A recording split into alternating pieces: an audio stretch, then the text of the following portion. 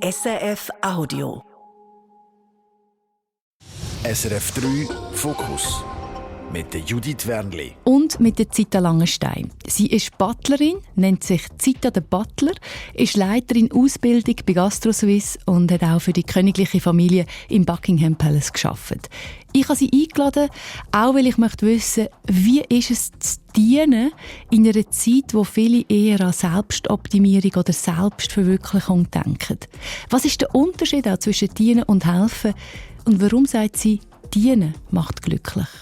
Zita, schön bist du da. Danke vielmals für die Einladung, Judith. Zita, ich hole meine Gäste hier im Radio immer am Empfang ab, biete einen Kaffee an, ein Wasser.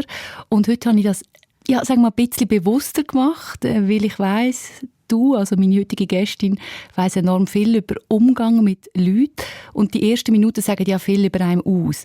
Jetzt, was beobachtest du so in diesen ersten Momenten, wenn du jemanden nicht kennst?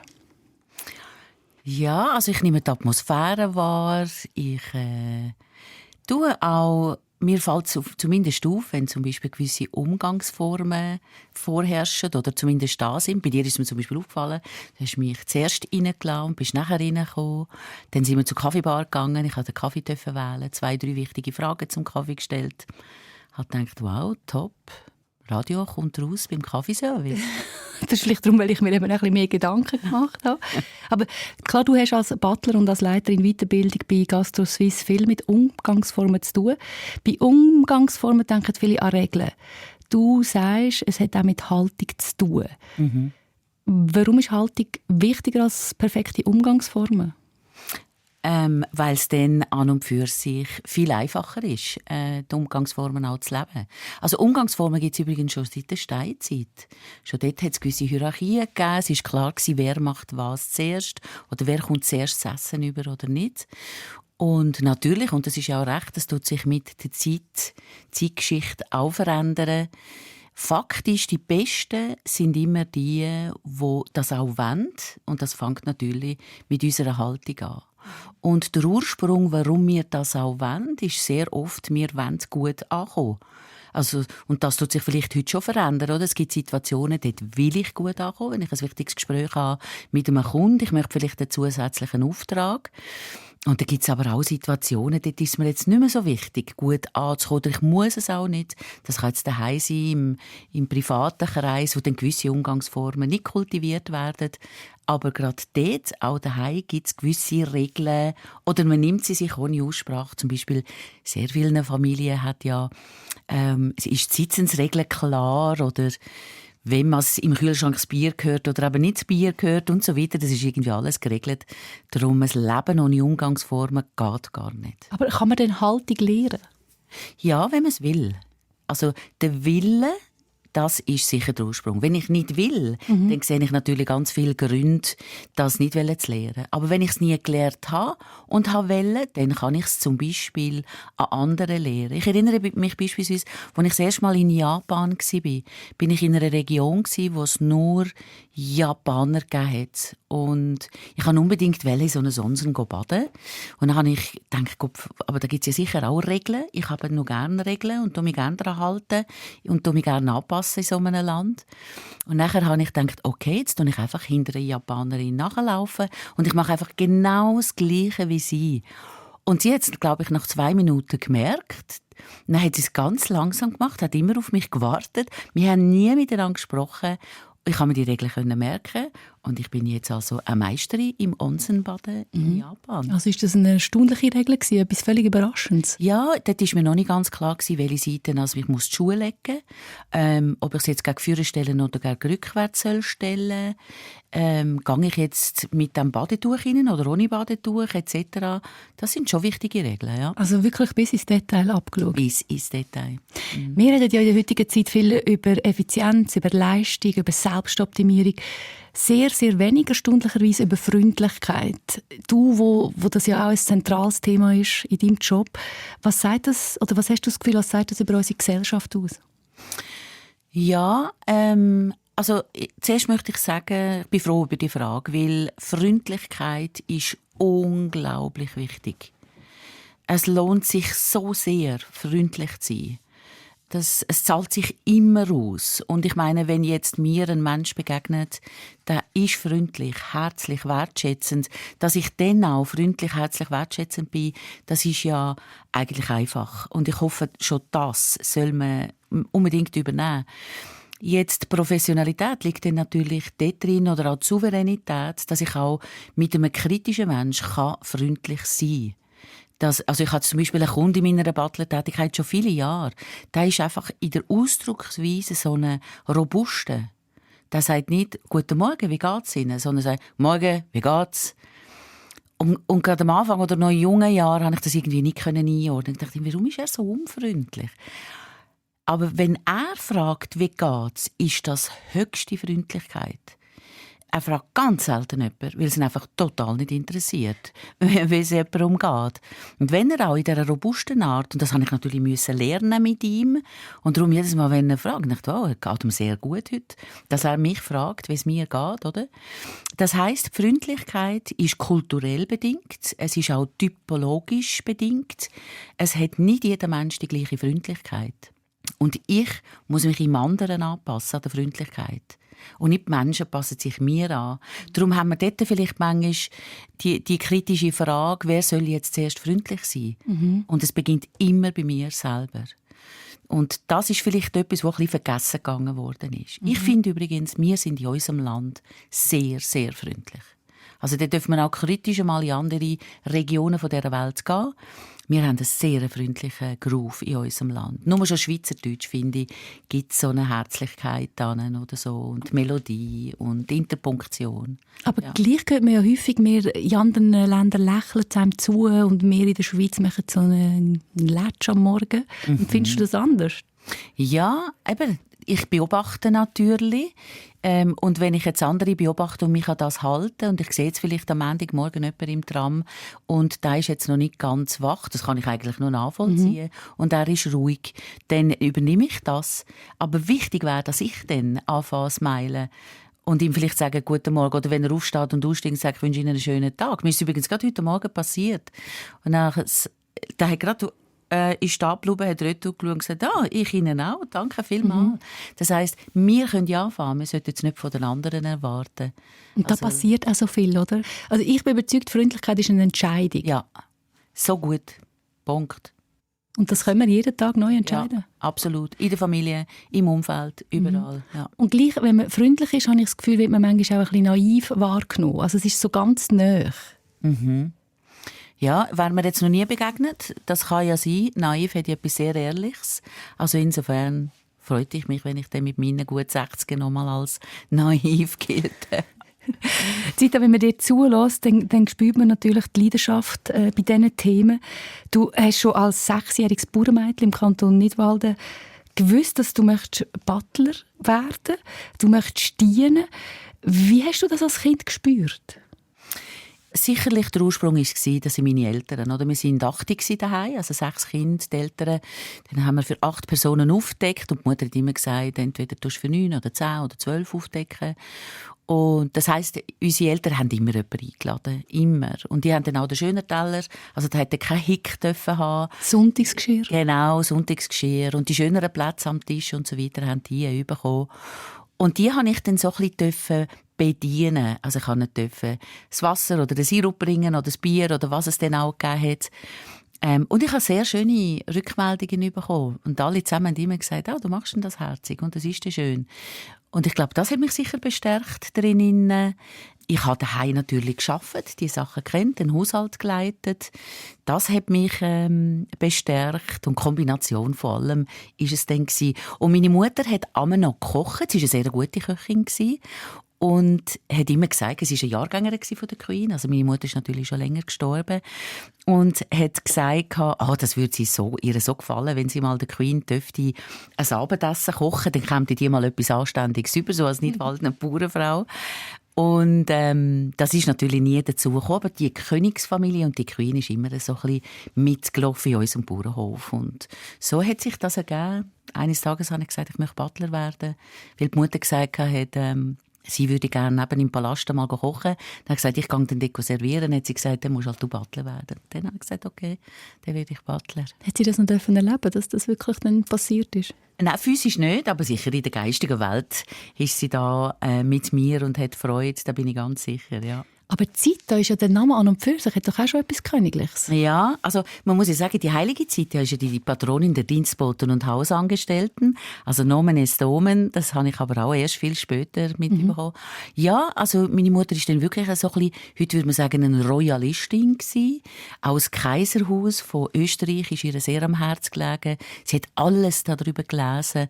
Und die letzte Kaiserin, die ja dann im Exil war bei uns in der Schweiz, die hat Zita geheissen. Und wegen ihr heisse ich auch Zita. Hey, das geht alles wieder auf. Und du nennst dich bewusst Butler, nicht Butleress oder Butlerin? Das ist richtig, ja. Wegen? Ja, ich war ja die erste Frau in England, die Butlerschule gemacht hat.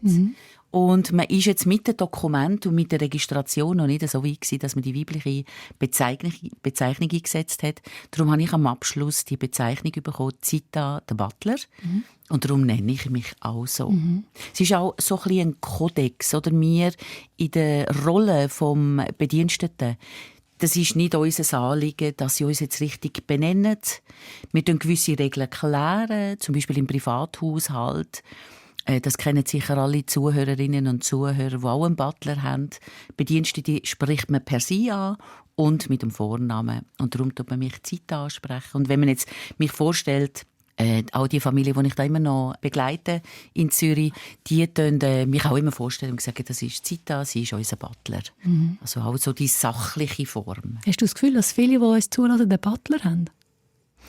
Oh ja, also täuscht das? Weil ich habe das Gefühl, wer hat schon einen Butler? Ja, also ich sehe in sehr viele Privathaushalte rein. Erstens leite ich immer noch einen. Ich mache in vielen Privathaushalten so kleine Events und hin und wieder mache ich auch ein Coaching, wenn jetzt ein Privathaushalt sich mal so ein bisschen neu orientieren. Dann mache ich so ein bisschen eine Planung, was man wenn muss, reinigen etc., wie man Events durchführen und so weiter. Nein, also auf jeden Fall. Und es hat viel zu wenig für den Bedarf der Schweiz. Also das ist schon unser Land. Oder so Regionen wie jetzt gerade in Zürich oder Regionen Gstaad, St. Moritz, Westschweiz, Montreux, Genf. Das ist natürlich das Mekka. Da habe ich ganz viele Kollegen. Ich möchte noch mal zurück in die Kindheit. Hat dort das schon angefangen mit dem Dienen macht glücklich? Ja, auf jeden Fall. Das ist sicher etwas, das bei mir geprägt hat. Also, und ich erinnere mich auch, als ich dann die erste Lehre gemacht habe, es hat ja keine Ausbildung gegeben, sondern ich bin dann, es war ja logisch, dass ich ins Gastgewerbe bin und Berufslehre gemacht habe. Und als ich in die erste Lehre bin, hat mein Vater noch gesagt, du Mädchen, gell? Und wenn dann der Chef etwas sagt, du machst das. Also nicht gerade als Drohung, aber mit einer klaren Strenge. Und ich bin natürlich, wenn der Chef etwas gesagt hat, habe ich das gemacht. Oder wenn die Chefin etwas gesagt hat, habe ich das gemacht. Und das ist schon etwas, das bringt. Und wenn der Chef eben auch sagt, sehr gut gemacht, danke vielmals. Und dann, wenn man mehr Verantwortung bekommt, mehr Kompetenzen. Ich bin jetzt sicher diejenige, die das liebt. Und das ist bei mir fast beim ganzen Leben so gewesen. Meistens habe ich einfach angefangen, ich habe immer mehr Verantwortung und Kompetenzen bekommen. Und ich schätze das heute noch, das muss ich sagen. Und das ist ein Bereich, wo ich finde, mit dem sollten wir noch viel mehr arbeiten. Die Wertschätzung den Leuten gegenüber, gerade jetzt im Arbeitsumfeld, nicht das Selbstverständliche, dass auch sagen, die und die Verantwortung gehört dir. Manchmal sehen es nämlich die Leute gar nicht, dass sie eine grosse Verantwortung haben. Das finde ich einen ganz wichtigen Teil. Also was hast du das Gefühl, was verstehen wir vielleicht auch falsch unter dem Begriff «dienen»? Ich glaube, ein Missverständnis, es ist auch ein Wort, das es nur in der deutschen Sprache gibt. In allen anderen Sprachen ist Service, Servi, Servizio, wo wir auch haben, der Service. Das Dienen geht ja darüber hinaus. Das heisst, es ist das Vorausdenken. Das heisst, ich sehe jetzt, dass mein Auftraggeber heute Abend eine Einladung hat. Ich warte nicht, bis er mir den Auftrag gibt, bitte das Smoking parat machen, die Schuhe putzen und so weiter. Sondern ich überlege, was ist es für eine Einladung. Ich überlege, was könnte er anlegen. Ich überlege, welches sind seine Lieblingshemden. Und du dann klären, sind die auch parat. Allenfalls tue ich sie sogar schon parat legen. Und die Schuhe kontrolliere ich noch. Meistens sind das Schuhe, wenn sie jetzt in die Oper gehen, die jetzt auch nicht jeden Tag angelegt werden. Also gehe ich kontrollieren, ob die parat sind, lege sie vielleicht auch noch schnell führen. Und das ist es Dienen, das Vorausdenken. Und wenn man das im Griff hat, kommt man so, das wird so appreciated, so geschätzt von jedem Auftraggeber. Aber bei einem Auftraggeber ist das vielleicht ein Blickkontakt, wo er mir berührt anschaut, ohne etwas zu sagen. Eine andere Auftraggeberin sagt, wow, Zita, Sie haben da alles gedacht, danke vielmals. Und das muss man erkennen, weil jeder Mensch reagiert auf eine Art von der Dankbarkeit. Und das ist das Lohnenswerte. Ich mache es ganz sicher hauptsächlich wegen dem. Ich komme so viele schöne Feedbacks über, so viel auch Rückmeldungen von der Kenntnis, von meiner Fachkompetenz. Aber wenn du jetzt so redest über das Dienen, das, so wie du es jetzt erklärst, das Vorausdenken, Mitdenken, ist etwas, was wir eigentlich fast in jedem Beruf machen, nicht nur als Butler. Unbedingt. Genau, also da sprichst du mir natürlich total aus dem Herz. Also bei meinem Beruf ist es irgendwie logisch, oder? Der Butler ist ja auch in der deutschen Bezeichnung ist es der Diener, die Dienerin. Und somit ist es ja wohl klar, dass wir das professionell machen. Ich glaube aber auf jeden Fall nicht, dass es einen Beruf gibt, wo man nicht dient. Also Schweizer Fernsehen dient natürlich der Schweiz. Jedem einzelnen Hörer, Hörerin. Gehe ich ins Spital, treffe ich eine Pflegefachperson, die dient mir, dass ich sehr schnell klar ist, welche Vorbereitungen gemacht werden müssen. Sie dient aber auch im Arzt. Und wenn der Arzt richtig gut ist, erkennt er das, dass das eine Top-Dienstleistung ist. Und wenn er noch besser ist, dann dient er nämlich auch der Pflegefachperson, damit sie noch einen besseren Job machen kann. Das bin ich auf jeden Fall ganz klar sicher. Was ist denn der Unterschied zwischen Dienen und Helfen? Das Helfen ist vielleicht sehr nahe. Das Helfen, ich will das gar nicht gross unterscheiden.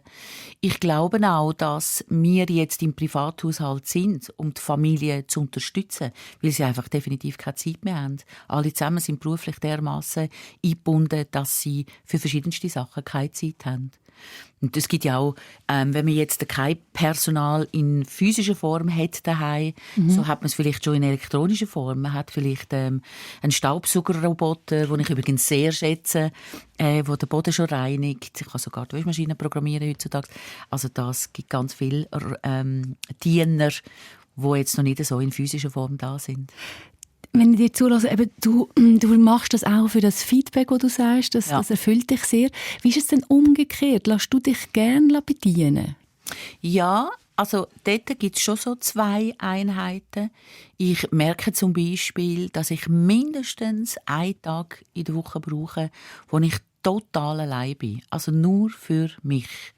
Wo ich keine Fragen habe, wo ich kaum ein Telefon mache, wo ich vielleicht E-Mails noch beantworte, aber die 24 Stunden oder wie viel es denn sind, die gehören nur mir. Also für Menschen arbeiten ist definitiv anspruchsvoll, im direkten Kontakt. Und wenn mir jetzt der Mensch sagt, das kann jetzt eben eine Pflegefachperson sein oder jemand, der in der Gastronomie im Service arbeitet und sagt, du, jetzt habe ich das 10 Jahre lang gemacht und es ist so anspruchsvoll mit Menschen, dann bestätige ich die alle. Also für Menschen arbeiten, jede Stunde, das nimmt Kraft. Da langen dann die positiven Feedbacks allein nicht. Und diese Energiehaushalt, da muss man definitiv lenken und leiten. Und da sind wir selber verantwortlich. Hast du das gelernt mit den Jahren, Tag frei? Oder wie ist das gekommen? Also der Tag, wo du dich wirklich, so wie es klingt, richtig zurückziehst? Und total. Auch, es ist ja eigentlich noch schwierig, oder? Das Private und das Geschäftliche zu trennen. Aber dort machst du, so wie ich es jetzt verstehe, knallhart. Ja, knallhart. Ich tue mir das wirklich einteilen. Da könnte jetzt ein wahnsinnig toller Auftrag sein, wo jetzt vielleicht vor 10 Jahren hätte ich gesagt, ja, dann nehme ich noch auf jeden Fall. Das würde ich heute nicht machen. Wirklich nicht. Weil ich brauche diese Regeneration. Das kann mit meinem Alter zu tun haben. Das ist definitiv. Wenn ich aber zurückschaue, merke ich auch, dass ich in jungen Jahren das hatte. Ich hatte wahrscheinlich 2 Tage frei gehabt, in den meisten Fällen, pro Woche. Und dass ich immer einen Tag für mich allein genommen habe. Oder dann mit den ganz, ganz Nächsten, aber eigentlich meistens für mich allein. Eben so mit der Energie tanken, weil das kostet ja schon viel. Eben, wie du sagst, du hast ja so unterschiedliche Menschen auf der anderen Seite. Ja. Und es ist bei dir wahrscheinlich auch ein bisschen ähnlich wie bei mir. Es interessiert niemand draussen, wie es mir geht. Das ist ja richtig, das ist ja mein Job. Oder eben vor allem mit Dienen beim Dienen. Ja. Ist das einfach, mit dem umzugehen für dich? Nein, das ist gar nicht einfach. Und es kommt ja auch, oder? Früher war es auch noch klarer gewesen, dass es zwar Regeln gegeben hat für uns als Bedienstete, egal in welcher Branche. Zum Beispiel, dass man auch Danke sagt, wenn ich jetzt einen Teller bringe, dass man einen klaren Auftrag gibt, dass ich es verstehe, unabhängig von der Sprache. Und die Regeln vom Kunden, die haben sich sehr verschwommen. Heute meinen die Kunden, also ein Patient ist ein Kunde, ein Klient von einem Rechtsanwalt ist ein Kunde, ein Zuhörer hier jetzt ist ein Kunde. Die haben das Gefühl, sie dürfen alles. Der Kunde ist König. Der Kunde ist König. Es gibt ja auch das schöne Zitat, der Kunde ist König, wenn er sich wie ein König benimmt. Dort müssen wir dann noch schnell klären, wie die Regeln sind. Und sobald ein Mensch wahrscheinlich die Regeln von einem König kennt, dann will er gar nicht mehr König sein. Sag mal schnell, warum meinst du? Weil das sehr anspruchsvoll ist. Die Könige haben ganz viele Regeln, wie sie zum Beispiel mit den Mitarbeitern umgehen. Das ist eine hohe Wertschätzung, sehr hoher Respekt. Jetzt nur zum Sagen, oder? Der King Charles, der weiss von den 250 Leuten, die rund um ihn arbeiten, für die Firma, jedem den Namen. Und zwar nicht zufällig, es wird ihm nicht eingeflüstert, das weiss er einfach. Und nur schon dort hört es jetzt zum Teil auch bei den kleinen Unternehmungen auf, oder? Du, aber wie macht er das 250? Ja, also erstens mal, das ist sicher der Vorteil, es sind natürlich sehr viele, der Grossteil, langjährig. Das sind nicht der Wechsel, den wir heute zum Beispiel jetzt in einer Branche wie Gastronomie, Hotellerie haben. Wir haben immer noch die Kultur vom Wechsel, also ein mehrmaliger Wechsel in der Arbeitskarriere. Ist dort eher ein Kompetenzzeichen von positiv und nicht kritisch. Das wäre jetzt bei der Royal Family ein bisschen anders. Ja. Aber zurückkommen zu den Kunden, das finde ich schon auch etwas. Oder ich habe letzten Sommer wirklich ein remarkable Beispiel erlebt. Sind die ersten Frühlingstage, die Sommerterrassen sind aufgegangen. Es war wunderschön. Überall natürlich ausgebucht. Ein Stammkunde geht in ein Restaurant, geht sofort an einen Tisch, den er gerne hat, sitzt da. Ein Kellner geht auf ihn zu und sagt, «Grüezi, Herr Müller», sage ich jetzt. «Schön, dass Sie da sind», es war nämlich ein Stammgast. «Der Tisch ist heute reserviert. Darf ich Ihnen einen anderen zeigen?» Dann «Nein, ich habe immer den Tisch.» Und der Kellner hat ausgezeichnet reagiert und gesagt, «Ja, Sie haben sehr oft den Tisch. Der Tisch gehört aber immer noch uns. Und wir haben ihn heute an einem Ehepaar, in einem anderen vergeben. Ich habe Ihnen aber einen ganz schönen Tisch.» Und hat dann den Wechsel vorgenommen. Und das ist jetzt zum Beispiel so ein typisches Verhalten, oder? Dass ein Gast tatsächlich meint, er könnte jetzt, weil er ein paar Mal dort der Gast war, das einfach so kann übernehmen. Und da gibt es auch Regeln. Auch ein Stammgast geht natürlich eigentlich an Empfang. Sagt, ich habe reserviert für Müller.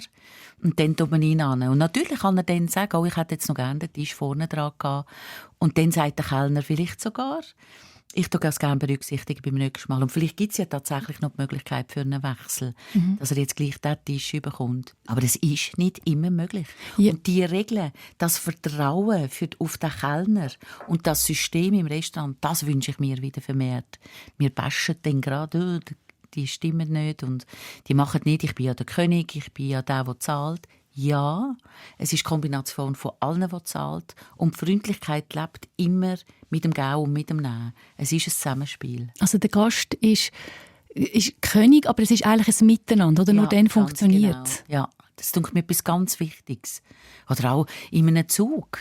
Jetzt zum Beispiel, wenn der Kontrolleur kommt und mein Ticket kontrolliert. Und ich bin jetzt gerade ein bisschen hektisch erst angesessen. Dann sagt «Grüezi, darf ich das Ticket?» Sie sind ja so freundlich. Ich finde unsere SBB-Menschen so unglaublich freundlich. Auch er, wenn ich jetzt kein Ticket habe und er muss jetzt mir allenfalls eine Strafe geben. Sorry, das ist mein Problem und nicht im Kontrolleur sein Problem. Und sie sind ja dennoch sehr wertschätzend. Es tut mir leid, aber ich muss ihnen jetzt leider den Betrag von, ich weiss auch nicht wie viel, belasten. Und dann sagt man, ja, es ist umgegangen. Danke vielmals. Ja, dann zahlt man das. Aber ein bisschen Verständnis, dass man dann sauer ist, hast du auch, oder? Ja, natürlich. Man darf schon moderieren. Das tun wir ja sowieso. Aber nicht gerade, dass man jetzt angreift, alles hinterfragt, Sternchen verteilt, eins oder pro Unternehmer und so. Das finde ich unnötig. Wenn man das so sieht, dass es eben nicht der Gast ist König, sondern es ist ein Miteinander, was verändert sich, wenn man es so sieht? Also es ist wie, es pusht sich gegenseitig, oder? Also es ist eigentlich, ich kann ein ganz einfaches Beispiel nehmen, auch wenn ich ein Kompliment gebe Und ich sage jetzt jemandem, du Fritz, du hast das grossartig gemacht, danke vielmals. Oder Sie, Herr Müller, Sie sind immer so freundlich mit uns. Und er zulässt und sagt, danke vielmals, das freut mich sehr. Dann kommt sogar ein Kompliment, viele höhere Wertung über. Und dann gibt es natürlich schon Reklamationen und das ist natürlich auch wichtig. Oder Kritik. Und dass ich jetzt, wenn ich jetzt die Busse überkomme und gesagt habe, das enttäuscht mich jetzt schon sehr, weil jetzt bin ich 3 Minuten zu spät reingekommen und es hat mir wirklich nicht gelenkt und ich bin, wenn Sie die Schwarzlisten anschauen, noch nie drauf gewesen. Verstehe ich auch, oder? Ja, völlig. Und dass dann der Kontrolleur sagt, ich verstehe Sie total und glauben Sie mir, ich verstehe auch Ihren Ärger. Punkt. Also, dass das Verständnis sichergestellt wird. Und doch ist es meine Aufgabe, da diese Konsequenz durchzusetzen. Und glauben Sie mir, das ist mir auch nicht die grösste Freude. In dem Zusammenhang, ja, du sagst, Reklamationen sind ein Fest. Ja. Also ich muss ehrlich sagen, ich schreibe natürlich auch, wenn eine kritische Bemerkung kommt, danke vielmals für das kritische Mail, aber insgeheim, die meisten fuchsen einem ja dann gleich ein bisschen. Genau. Also wenn es eine Kritik ist, wo man etwas damit anfangen kann, ja. Aber du hast vorher gesagt, gerade auch online und überall, es gibt ja manchmal schon Reklamationen, wo du findest, so, ja, also, das ist wirklich kein Fest. Genau, richtig. Ja, es gibt ja die Reklamationen, dort sage ich zum Beispiel, wo ich jetzt auch nicht viel anfangen damit, dort sage ich danke, dass Sie geschrieben haben oder danke für die Rückmeldung, ich nehme das so entgegen. Punkt. Was ich dann damit mache, ist ja dann meine Sache, immer. Aber warum findest du gleich, es ist ein Fest? Oder es ist Reklamation ist etwas, was es weiterbringt? Da gibt es ganz mehrere Gründe. Wenn man jetzt zum Beispiel 10 Kunden, egal welche, in welcher Branche, fragt, die eine Kritik abgegeben haben, das kann etwas ganz Kleines sein, aber auch etwas ganz Grosses. Und die 10 Kunden haben jetzt also eine Rückmeldung gegeben. Jetzt hat man das können bearbeiten, nicht zur Begeisterung von diesen Kunden, aber immerhin zur Zufriedenheit. Sie sagen, okay, es ist jetzt erledigt für uns. Das ist so eine Basiszufriedenheit. Also nicht super, aber okay. Wenn man jetzt die 10 nachher noch fragt, kommen wir wieder zurück zu uns ins Restaurant oder bleiben der Kunde bei uns, bei der SBB oder dann gleich noch bei uns zuhören, beim Radio oder solche Sachen, dann sagen sie auch von 10 ja auf jeden Fall. Wenn ich jetzt aber 10 Kunden wähle, die haben nie Reklamation, die sind immer zufrieden. Immer wenn man sie fragt, sagen nein, ist super, danke vielmals. Wenn ich von diesen 10 frage, dann sagen 9 ja, doch, glaube schon. Und einer sagt, ja, weiss es nicht, wahrscheinlich nicht. Obwohl er zufrieden ist. Also es lohnt sich. Das heisst, wenn man reklamiert, und das könnte man auch noch ein bisschen analysieren, oder? Wenn man reklamiert oder wenn man eine Kritik gibt, man bleibt natürlich tatsächlich in Erinnerung. Man kommt viel mehr Aufmerksamkeit über. Und ich glaube, gerade im Thema Aufmerksamkeit liegt auch der Kern, dass in der ganzen Schweiz die Reklamationen steigen, überall in Branchen. Dass wir alle zusammen das Bedürfnis haben, unsere Befindlichkeit zu beschreiben, zu erklären oder was auch immer, wenn es uns gerade nicht gut geht oder wenn etwas nicht geklappt hat. Das ist sehr spannend. Ich habe das auch schon erlebt, nämlich, dass ich schon mehrere Mal angerufen habe, wenn eine Kritik kam, also wenn eine Nummer drauf ist, eine Telefonnummer. Und das ist verblüffend gewesen. Das ist so nachher ein gutes Gespräch geworden und ich glaube auch, die bleiben dann einem treu oder verstehen die Gegenseite und mag mich erinnern, das erste war, was, sie läutet mir an oder du läutest mir an. Das hat sich für mich extrem gelohnt, das zu machen, weil ich dann wirklich noch in die Tiefe verstanden habe, um was geht es wirklich und dann hat man so gemerkt, gar nicht richtig zugelassen oder ja, das stimmt, also man kann es auch so verstehen. Ja. Ich meine, das ist jetzt, was du gesagt hast. Ich hoffe, es haben alle ganz gut zugelassen. Das ist nämlich Magie, wenn man das macht. Also man kommt eine Reklamation über. Rein von der Formulierung denkt man, es ist ein bisschen komplex oder da möchte ich noch etwas dazu sagen, dass man dann anläutet. Also in 99,99% hat man so viele positive Rückmeldungen. Ich würde nie eine Reklamation ausschliesslich beantworten per E-Mail. Und dann noch, weiss ich was, 20 Zeilen und so. Und man ist vielleicht 1,5 Stunden dran. Sofort das Telefon in die Hand, dort anzurufen und das zu klären. Und man ist, wie es du so schön beschrieben hast, also die sind total beseelt. Also gegenseitig, ich bin auch beseelt. Ja, genau. Und man hofft, hoffentlich schreibt gerade noch einmal einen oder so einen. Braucht einfach Zeit, gell? Ja, das braucht ist Zeit und Aufwand. Und Zeit ist ja das Fairste, was wir haben. Weil wir haben alle genau gleich, jeden Tag 24. Egal, ob ich King Charles bin oder der Butler Zita, wir haben beide 24 Stunden. Was wir damit anfangen, überlassen wir uns selber. Und du hast das dafür genutzt, das ist grossartig. Zita, wenn man Butler hört, dann sehen doch viele so einen Schwarz-Weiß-Film vor sich und jemand steht mit dem Tablar im Ecke, sagt nichts, nickt, wenn er oder sie um etwas gebeten wird. Wie falsch ist das Bild? Es ist gar nicht so falsch, jawohl, weil wir reden sehr wenig. Also wenn ich jetzt in einem Privathaushalt bin, in meiner Butler-Tätigkeit, dort ist nicht der Wunsch, die ganze Zeit zu reden. Die Regel ist, dass wir am Morgen, wenn jetzt beispielsweise die Familie zum Frühstück kommt, dann begrüßen wir natürlich die Familie, wenn immer möglich mit Namen. Manchmal passt es nicht, weil sie miteinander diskutieren, aber dann wird geredet. Allenfalls gibt es am Morgen auch Spezialaufträge, aber sonst läuft das Programm wie geplant. Denn am Tag, auch wenn die Familienmitglieder im Privathaushalt sind, reden wir gar nicht. Wir planen auch so unsere Arbeit, dass wir den Familienmitgliedern nicht begegnen. Und von dort her kommt auch der Begriff «die guten Geister». Das heisst, wir sind im Haus, wie Geister erledigen wir alle Aufgaben. Es ist ganz, wenn möglich, leislich, so wenig wie möglich sollten wir auffallen. Und dann irgendwann in den letzten Zeitpunkt, wenn ich denke, jetzt tue ich mich verabschieden oder jetzt kann ich aufhören mit dem Arbeiten, dann tut man nochmal reden und tut sich verabschieden und dann nennt man nochmal den Namen. Und das ist essentiell. Und wenn ich jetzt zum Beispiel ein Diner habe, meine Auftraggeber einladen, wir haben ein ganz schönes Diner, dann tue ich natürlich servieren, ich bin im Raum. Ich tue offiziell nicht zuhören. Ich darf jetzt nicht mitlachen, wenn sie lachen, sondern wir nehmen den Pokerface ein und schauen eigentlich über die Leute weg. Das ist etwas, was mir nicht einfach fällt, muss ich ehrlich sagen. In der Gastronomie ist ja das anders, oder? In der Gastronomie fragen wir, ist alles in Ordnung und so weiter. Und das ist überhaupt nicht erwünscht. Das wäre, oder für einen Privathaushalt ist das viel zu viel. Weil die möchten ja nicht mit uns, sondern sie wollen Familie sein. Und meistens sogar, wenn ich beizogen jetzt werde, manchmal, wenn es nicht klappt mit einem Butler oder mit einer Butleress, dann ist es vielfach, dass dort die Distanz nicht kultiviert wird. Und die Distanz ist sehr wichtig, weil wir sind nicht Familienmitglied. Wir gehören nicht dazu und darum sind wir auch so ein bisschen zurückhaltend. Aber wir möchten doch alle gesehen werden. In dem Moment ist ja eigentlich das Ziel, dass du nicht gesehen wirst, aber deine Arbeit. Jawohl. Und die wird auch gesehen.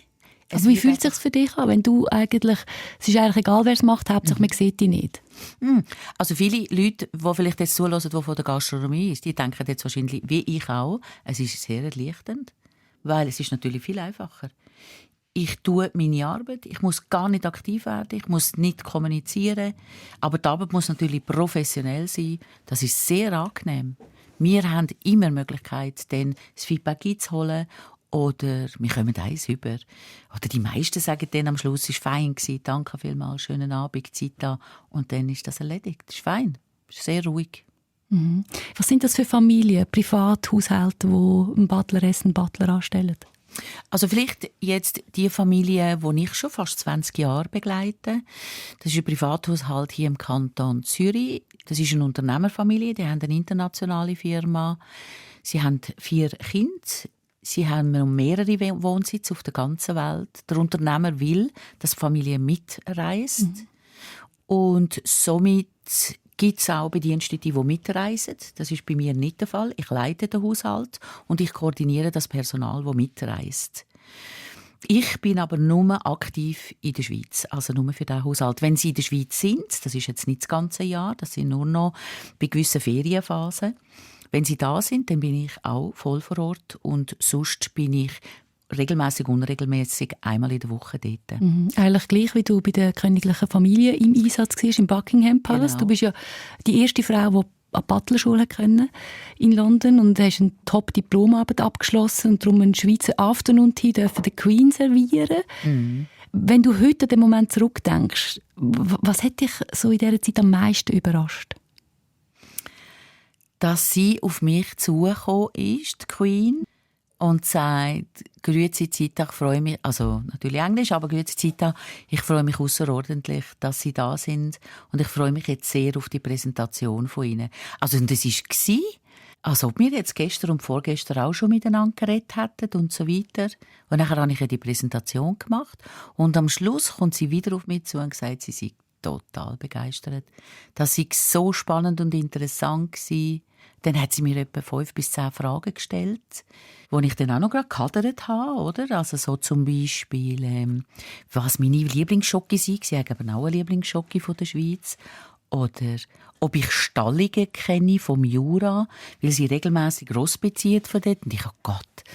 Also Themen, die jetzt mir nicht so nahe waren, aber so in einer Selbstverständlichkeit, so in einem natürlichen Ding. Also das war grossartig. Und ich muss schon sagen, oder, auch jetzt, wenn jetzt so ein Anlass ist, und es sind vielleicht 100, 500, 1000 Personen, und die Tür geht auf, und dann ist der Auftritt von der Royal Family, also das ist pure Magie. Das kann man fast nicht glauben, wenn man es nicht kennt. Und die Queen ist ja bekanntlich jetzt nicht 1,80 oder 1,90 gewesen. Wenn die aber sich gedreht hat oder irgend auf jemanden zugegangen ist, sie hat von hinten kommen, man hat sich automatisch umgedreht, weil man gemerkt hat, oder wie auch immer. Laura. Wahnsinnig, ja. Du hast ja über lange Zeit immer wieder für die königliche Familie gearbeitet. Auch am Hochzeit von Prinz William zum Beispiel, oder? Und der Kate. Jetzt ist im Dezember bist du zum letzten Mal im Einsatz gewesen. Was nimmst du für dich aus dieser Zeit mit? Also in erster Linie sicher eine riesige Dankbarkeit. Es hat einen Abschlussapero gegeben übrigens. Ja, man muss sich das vorstellen. Also ich bin noch an einem Empfang gewesen, ein sehr grosser, hat dort serviert. Und am Schluss sagt der Master of Household, Zita, wir gehen dann nachher in den Bereich, wo wir vom Personal sind. Da gibt es noch einen Abschlusstrink. Sie möchten mich gerne verabschieden. Und ich, ja, schön. Ich habe so das, ob ich nicht wüsste, aber ich habe schon gemerkt, dass da etwas geht. Und ich muss wirklich sagen, es sind alle gekommen, die je mit mir zusammengearbeitet haben. Also, es sind über 100 Leute und man hat ein Lied gesungen für mich. Das ist sehr üblich. Es ist so unser Dienerlied. Dann hat man das gesungen für mich. Ich kann natürlich kühlen, gell? Was heisst das Dienerlied? Ja, das ist so ein internes Thank you. Also das heisst, danke fürs Dienen. Du dienst der Queen, dem King und der Royal Family, aber du hast auch uns dient, dass wir eine gute Arbeit machen können. Das ist so der Kontext von diesem Lied. Ganz ein herziges Lied. Und es berührt einem jedes Mal, wenn jemand verabschiedet wird, wenn das von allen zusammen gesungen wird. Und dann ist das gesungen worden. Und am Schluss, muss man sich das vorstellen, kommt Prinz William und Kate mit den 3 Kindern, geben mir die Hand, bedanken sich für die Jahre lang. Es sind 20 Jahre, als ich regelmässig da war. Also ich habe das nicht erwartet, aber sie sind gekommen und haben sich bedankt. Das war ein ganz tolles Gefühl. Und also, ich bin in erster Linie dankbar. Also ich habe wahnsinnig viel gelernt. Unglaublich. Und auch für mich, für mein Leben, für die Zita. Das hat mich sehr stark gemacht. Also die Familie oder einfach, was du daraus herausgezogen hast oder wie du den Umgang erlebt hast? Der Umgang, wenn ich ihn erlebt habe, und die Arbeiten, die ich machen durfte. Ich erinnere mich an eine Situation beim Hochzeit von Prinz Harry. Ich habe dort gearbeitet, ich habe serviert und ich habe schon gesehen beim Aufdecken, bei den Tischkärtchen, dass George Clooney an meinem Tisch sitzt und habe wahnsinnig Freude gehabt. Und man ist dann manchmal auch zueinander, weil man weiss genau, wenn George Clooney im Bereich ist, wo man schafft, everything will be fine. Weil er hat auch einen sehr positiven Einfluss auf andere. Und dann ist er gekommen, buchstäblich direkt auf mich zugelaufen, hat sich vorgestellt. Ich meine, das hätte er nicht machen müssen. Es ist ja logisch, dass ich den George Clooney kenne. Er stellt sich vor, «Grüezi Zita, mein Name ist George Clooney». Das heisst, er hat auch sich vorbereitet und irgendjemand gefragt, wie ich heisse. Er hat gehört, dass ich aus der Schweiz komme. Er freut sich außerordentlich, dass ich den Tisch serviere. Sorry, ich bin aber wie Anke, gell? Egal in welchem Alter. Ich habe mich so beglückt gefühlt. Aber eben auch gesehen gefühlt, ja, oder? Ja, genau. Und dann sagt er, gell Sie, wenn irgendetwas ist am Tisch, wenn wir unruhig sind oder wir zu langsam essen oder auch zu laut, kommen Sie zu mir und dann regle ich das. Nicht, dass Sie da irgendwie aktiv werden müssen. Sie haben ja viel zu tun. Ich meine, es ist ja klar, wahrscheinlich gehe ich dann an und sage, Sie, Herr Clooney, können Sie schauen, Sie sind ein bisschen zu laut, gell? Also das würde ich ja niemals machen. Es ist ja auch ein Floskel. Das muss man auch sagen. Und jetzt könnte man sagen, ja, man meint es ja gar nicht so. Ich glaube aber schon. Ich meine, er muss nicht auf mich zukommen. Ich hätte ohnehin alles gegeben, dass der Tisch perfekt bedient wird. Aber er hat sich entschieden, extra zu mir zu kommen. Und ich ich gebe diesen Tipp, ich sage immer, den George Clooney-Tipp, gebe ich so vielen Menschen. Wenn man jetzt zum Beispiel in einem Restaurant ist, ein Bankett hat oder ein Familienfest oder man hat ein Business-Dinner oder Lunch und man sagt dann, geht schnell an und sagt zum Kellner, «Grüezi, mein Name ist so und so, darf ich fragen, wie Sie heissen?» Und der Kellner sagt, «Ich heisse Marco.» Dann sage Marco, «Ich freue mich sehr, dass Sie uns servieren.» Der Marco, der wird so berührt sein. Und dann kann man vielleicht mit dem Marco auch gerade 2-3 Punkte abmachen. Wir haben leider nur 2 Stunden für den Business Lunch. Wir sind 4 Personen. Ich bin froh, wenn wir die Zeit einhalten können. Sie müssen gar nicht 3-4 Mal zu mir kommen und fragen, ob es gut war. Ich gebe Ihnen gerne am Schluss ein Feedback, wenn das für Sie in Ordnung ist. Beim Wein müssen Sie nicht zum Probieren geben. Der Chef des Service oder Sie können das gerade probieren. Sie können direkt einschenken. Und dann sind wir effizient und wir kommen Ihnen entgegen, insofern, dass wir gerade das Menü für alle bestellen. So gegenseitige Wertschätzung, ja, oder? Genau. Zita, wenn ich dir zuhöre, kann ich irgendwie nicht glauben, dass du wirklich ein lauter Fan bist, eine Fanin bist, wenn es um Fußball geht, wenn es um Bayern München geht. Wie kann das sein? Ja, also das ist auch noch von der Familie. Also mein Vater war schon FC Bayern München, meine 4 Brüder sind FC Bayern München Fan und du bist so ein richtiger Lauti dann, also oder? Ich werde morgen in Vollmontur, gell? Wie ein Hardcore-Fan bin ich dort. Und dann rufe ich und mache und ich sage auch «Schiri, du Arschloch» oder was auch immer. Dort kann ich ja so mal richtig schreien und Kopfverteile nochmal. Und ich sehe dann schon auch den richtigen Fehler oder den falschen Fehler. Und darum weiss ich dann schon, wenn der Schiri eben nicht der Herrgott ist, sondern der andere. Darum liebe ich das, ja. Und ich will auch, dass meine Mannschaft gewinnt. Und das ist ganz klar. Ich gehe mehrmals auf den Fußballplatz. Ist ein Ventil auch, oder? Natürlich. Ja, total. Jetzt zum Match schauen, hast du jetzt dann mehr Zeit. Du wirst kürzer treten. Neuer Lebensabschnitt fängt an. Du wirst pensioniert Ende Jahr. In den letzten über 40 Jahren hast du wahnsinnig viel gearbeitet. Ja. Also über 150%. Sagst du, genau. Würdest du das mit dem Wissen von heute wieder so machen? Das ist eine sehr gute Frage. Ich werde ja auch noch über die gefragt, warum ich nie ein Kind hatte oder so.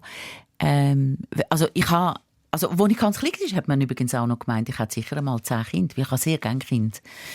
Und Kinder haben mich, glaube ich, auch gerne. Aber stellt mir die Frage, jetzt auch mit Umgangsformen und so, die Frage würde ich dir nie stellen. Doch, also es kommt ja halt auf den Freundschaftsgrad an, oder? Darf man das sehr, sehr gut. Aber ich meine, dass man Vorwürfe macht, das finde ich natürlich wahnsinnig. Lustigerweise haben wir das gerade vor 2-3 Tagen erlebt, nicht an mir, aber zugelassen, wie jemand einen Vorwurf gemacht hat. Was, du bist ja nicht einmal Kind und so. Das ist natürlich ein No-Go, das sagt man nicht. Aber nochmal darauf zurückzukommen, also ich glaube, für mich hat das Leben auch sinnig gestimmt. Ich habe es aber nie so geplant, wie es rausgekommen ist. Ich habe nie die Vision und bin immer der Vision nachher. Ich habe, glaube ich, wahnsinnig viel Glück in meinem Leben. Wirklich. Also das muss ich immer sagen. Es gibt so 2 Statements. Eines von meinem Vater, wo er gesagt hat, ich weiss noch, als ich auf mein erstes Auto gespart habe, hat er gemerkt, ich gehe nicht mehr so in die Disco und so. Und dann sagt er, warum gehst du nicht mehr in den Ausgang? Und dann sage ich, ich muss sparen. Ich muss das Auto kaufen. Und dann hat er mir gesagt, Zita, du musst nicht sparen, du musst mehr verdienen. Das ist remarkable. Und das zweite Zitat von meiner Mutter. Sie hat mir gesagt, Zita, du bist ein Glückskind. Und ich habe mich dann entschieden, das zu glauben. Und das habe ich auch gemerkt. Das war es sicher gewesen. Und darum, ich habe immer gemacht, was ich wahnsinnig gerne mache. Ich habe aber ohne Plan habe ich das gemacht, wirklich. Und ich hoffe sehr, dass es mir im nächsten Leben ebenfalls gelingt, das zu machen, was ich machen will. Vielleicht bin ich die Mutter von 10 Kindern, keine Ahnung. Aber vielleicht bin ich wieder Butler, vielleicht muss ich da auch noch etwas machen, keine Ahnung.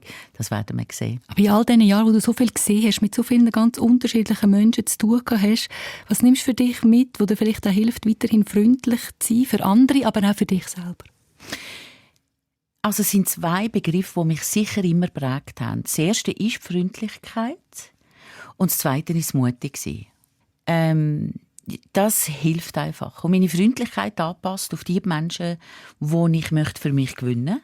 Das ist ja nun mal so. Und der Mut, auch Menschen anzusprechen, wo ich denke, nein, das kann ich jetzt also nicht machen. Und so. Das ist ebenfalls sehr, sehr wichtig. Ja. Mut und freundlich, das steht auch auf meinem Wohnmobil. mutig und freundlich. Weil ich fahre mit meinem Wohnmobil von Zürich auf Australien, jetzt, wenn ich pensioniert bin. Das ist jetzt mein grösseres, nächstes Projekt. Und ich bin überzeugt, dort werde ich wieder ganz viele Sachen erleben. So gut.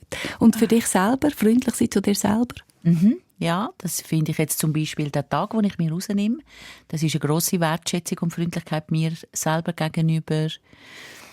Dass ich auch einfach sitzen an einem Tisch und nur zuhören. Das finde ich auch eine grosse Freundlichkeit gegenüber anderen. Also da gibt es ganz viele Beispiele. Also wir hören, du hast noch einiges vor. Dann alles Gute auch für deinen neuen Lebensabschnitt und danke vielmals für die Zeit, die du dir genommen hast. Deine Gedanken auch über Freundlichkeit, über das Dienen und darüber, wie man uns im Alltag begegnet. Danke Judith für die tollen Minuten da bei dir. Ganz toll gewesen. Ich hoffe, ihr habt auch für euch etwas mitnehmen aus dem Gespräch. Wir freuen uns immer über Kommentare, Feedbacks oder weitere Empfehlungen. Danke fürs Zuhören und bis bald. Das war ein Podcast von SRF. Produziert im Auftrag der SRG.